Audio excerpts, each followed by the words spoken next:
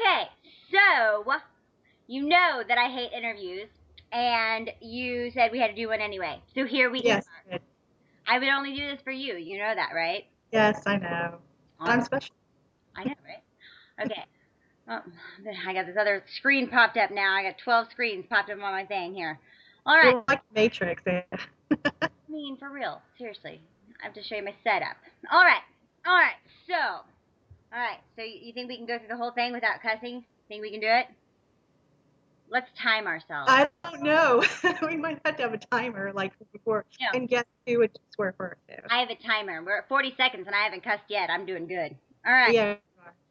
Okay, so now I haven't got to read Pretty When She Kills yet, and I'm very upset about this situation. But it comes out tomorrow, and you're pretty excited. Yes. Yes. Yes. All right. So now you were let's see, where are we at here? See, I wrote my questions down so I could follow along, and now I don't know where I am. All right. Oh, okay. All right. So We now, should say we're recording this Thursday night, and Pretty When She Kills comes out on Friday, September 7th. So right now we're. yeah, and it's Thursday night.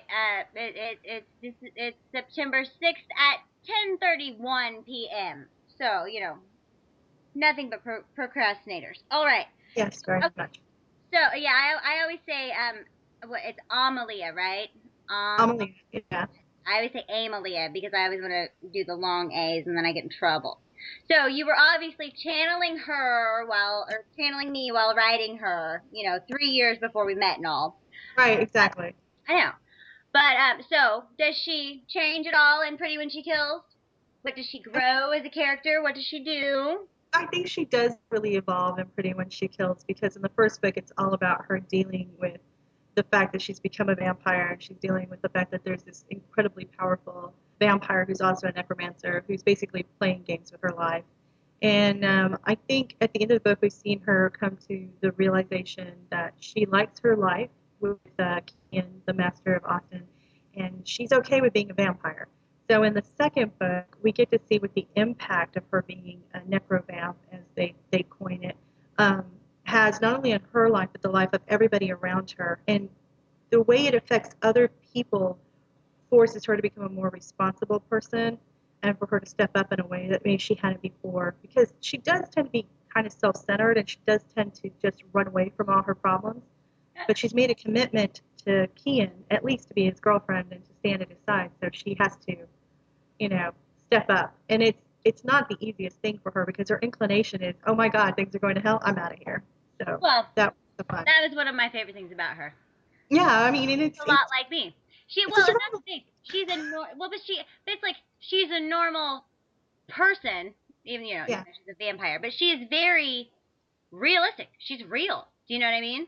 yeah, she is in my head. When I write her, she's very flawed, but she's trying really hard. And I think there was this one part in the book where I really thought that, you know, the scenario was perfect for her to go, okay, I'm gone. I'm out of here. This is too much for me to deal with. And she really kind of buckles down and goes, I'm not leaving. I'm facing this.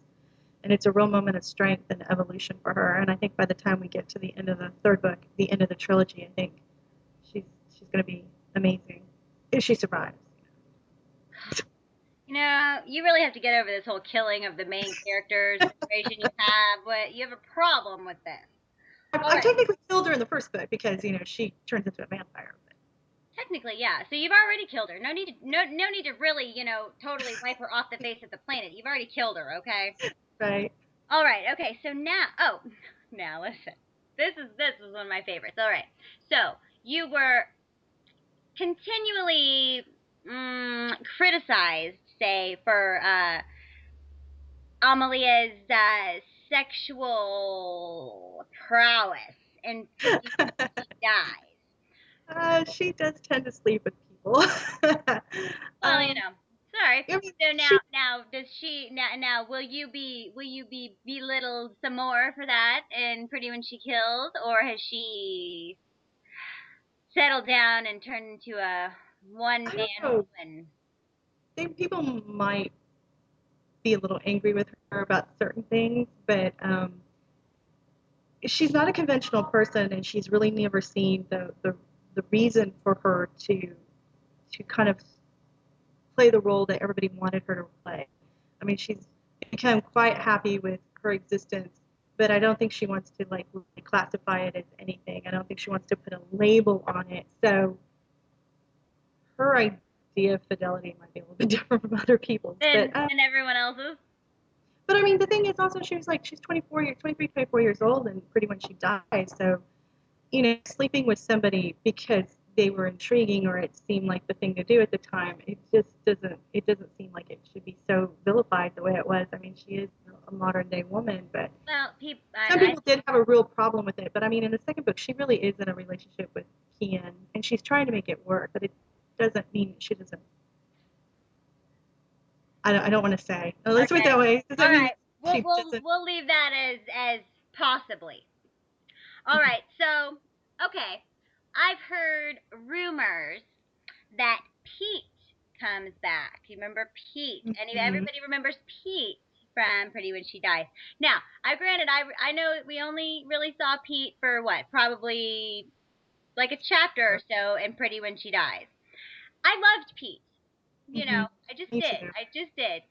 And then I've heard rumors that he makes an appearance or something in Pretty When She Kills. Yeah, Pretty When She Kills.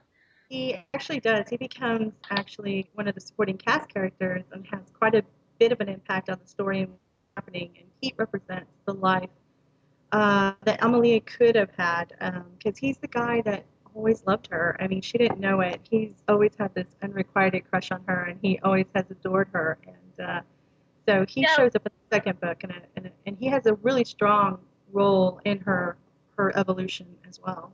but okay, but so is he still human? Okay, never mind. Pete is human. Yes, he's human. Okay, At least for most of the book. If but there's a thing with Pete is just the fact that he loves her so much he will do anything he can to save her, and that is his whole role in Pretty When She Kills. He's trying to save her. He believes that there's a way to cure her from vampirism and to make her human again, and he will do anything he can to make that happen because he loves her and he he can really believes that cure they her. have a life together. Aww. Well, the only reason I asked was because I remember a certain scene in Pretty When She Dies where she.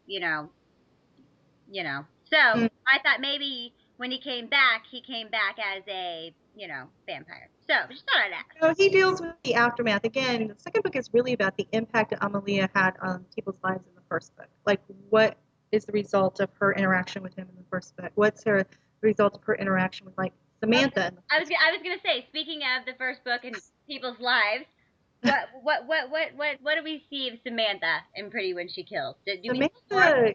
Do we get to what do we do with Samantha? I love Samantha. I I love. love Samantha too. I do. I don't get the Samantha hate. In fact, I've told Well, but people, I think people feel like they have to hate somebody because. Do you know what I mean?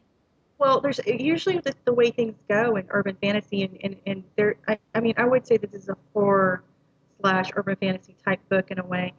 Um, I think usually there's not two females in the book that aren't competitive. If they love the same man, they have to be competitive. And the fact that Samantha and Amelia were both interested in Kian in the first book, people I think felt like they had to make a choice between Amelia and Right. Samantha. But the reality is Samantha's a really awesome character. She's very She devoted. She's really is. very loyal. She will do anything. She went far beyond. She was going to put her life on the line to save Kian in the first book, Well, and so this deals with the aftermath of the fact that she loses her fiance in the first book, and also there's a scene toward the end of Pretty When She Dies where something happens between her and Amelia that has a big effect on her in the second book, and we actually see Samantha is not untainted by Amelia's presence. The what has happened between them has infused Samantha with certain abilities, and Samantha has to deal with that too. So I mean, she's at one point she does have a confrontation with Amelia where she's very irate because she feels like Amelia coming to Austin just destroyed her life on all levels, and she's just furious. But at the same time, I think their relationship, the relationship they've also between Amelia and Samantha is actually really cool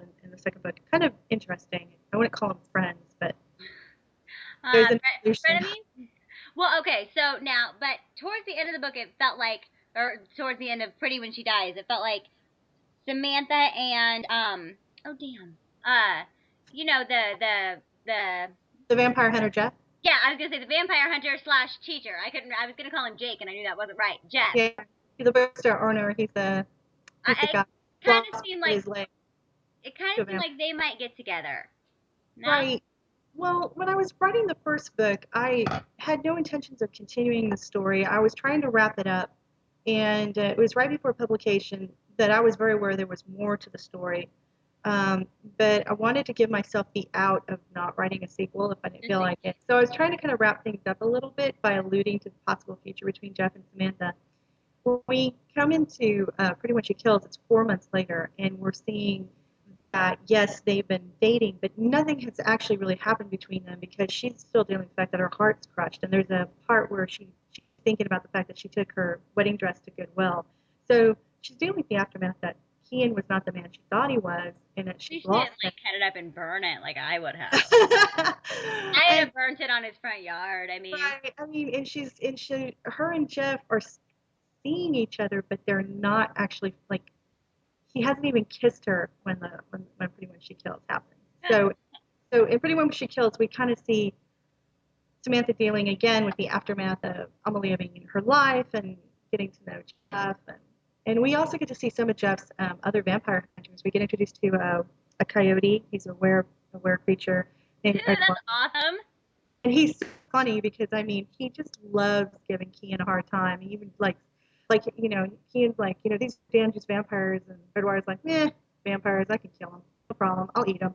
And there's Benchley, who owns a gaming store next door to the occult bookstore, and Samantha calls him Shark Boy, and only a few people are probably going to pick up on why she calls him Shark Boy. And then there's Alexa, his younger sister. So we get to see kind of like a few more additional people that bring their own unique take to the whole thing. Huh. Okay. And let's see. Let's do one more because I think we can only do like 15 minutes before we get cut off. All right. Um, let's see. I can't read my writing. I just wrote this down. That's how I am, so don't worry about My it. God, right? Hold on. We just chatted about this because oh yeah, okay. So I was on Facebook the other day, and I saw your status update was about how you thought you really thought that the Pretty When She Dies series was your underdog series. Mm-hmm. And so why do you think that? I'd like to know. I think I you think should. it's because when the first book came out in 2008, it hardly sold any copies in the first year. It didn't really take off until True Blood became very popular, and when people were more interested in having scary vampires. Um, because Twilight was so popular in 2008, so everybody was picking it up, going, "Oh, is this a young adult book, or is this about sweet vampires and stuff?" And this is not. It was a gritty book, and I actually deliberately well, it was kind of naughty. I deliberately kind of broke certain tropes that are in urban fantasy and paranormal romance and introduced a huge horror element into the book because I wanted to read around scary vampires again. And I was kind of annoyed with the more romanticized version of vampires. I wanted to kind of shake it up. So I think sometimes I still like people will read it and if they are expecting like kind of more of a recent modern traditional I don't know new modern tradition I guess of vampires they get kind of upset because things don't go quite the way they expect. I Well, mean I but remember somebody thinking the Kean is summoner was supposed to be the well, but Kean is pretty. They have a couple sexy, pretty hot and sexy moments. I mean, let's be yeah honest here. They do. So yeah I they mean, but then you get friggin' no, not the Destroyer. What was his the nickname? summoner. Yeah. Summoner. But I wrote a review, like updates from somebody who was reading the book, where they're saying, I don't think this summoner guy is going to make a good romantic interest for her, and he's the villain. So I mean, they were like there was expectations that they went into, like expecting certain things to occur, and it wasn't happening the way they thought. That's why I think people hate Samantha because they think they're supposed to, and then I get emails from people going, "Why did you want me to hate Samantha?" And I'm like, I never wanted you to hate Samantha. I hope you like her. I mean, yes, she's kind of very perky and kind of annoying to some degree, but she's not a perfect person. Called enthusiasm. Okay, She's very enthusiastic about life and she's it's very outspoken. And personality. she has foul mouth that I think is just hilarious. And then I think she does pull an Ashleyism in the book. So you'll see when you read it, you'll know it. Ooh, I can't wait. I know. I'm going to read it. I'm hoping this weekend I'm going to have time. I got a few things to do, and then I'm hoping this weekend I'm going to have some Amelia, Ken, and Pete and Samantha time because I'm excited. Awesome. All right. Hopefully we will still be able to upload this to YouTube because everybody has to see it because it is epic. All right, darling. Thank you for doing the interview with me and doing the first thing on what oh, something's happening on opening it on the Bookish Brunette because we are awesome. We are. All right. Thank you, darling. Bye bye. Bye. I can't figure out how to stop it. It'll just keep going endlessly. Yeah, I know. Well, then we'll just start cussing because that'll just happen. I Say fuck a lot. can't find the stop. I honestly, I mean, first, oh,